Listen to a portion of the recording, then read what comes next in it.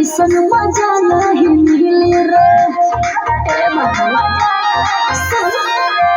बंगाल के ही हम रसगुल्ले रे हमरा जैसन मजा नहीं मिली रे थोड़ा धमके से हमारा दिल नहीं पिघला हमर नहीं लगा तो गोली चली पचलता जे बीच समियाना में बोलता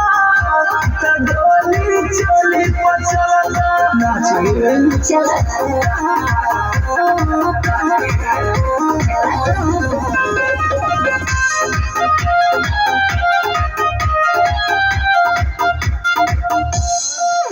हिलियो सागर छोड़ा रे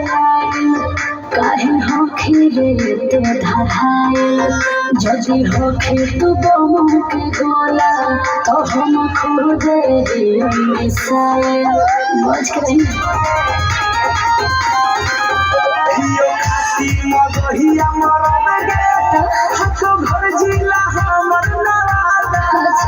नचनिया त कायदे में रहे छोड़े हुए हमारा से ज्यादा छोड़ हमारा फिर तोर डाले गलतो गे आज जदी हमर नहीं लगा तो गोली चली पचला जे बीच समियाना में बोलता तो गोली चली पचला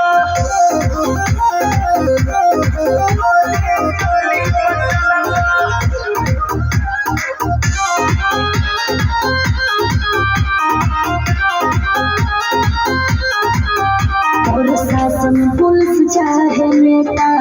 सब हो कोई रे कुछ हेता हमर नाच देखे मेरे बेटा तुम चल जल तो बाबू के खेता लत बड़ी बाबू जितना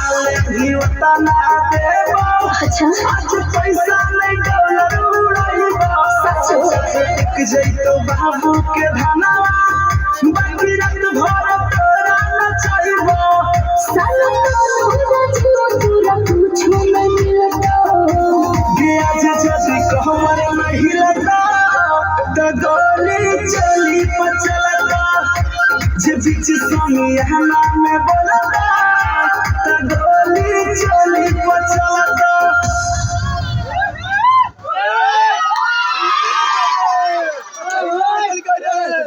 हेलो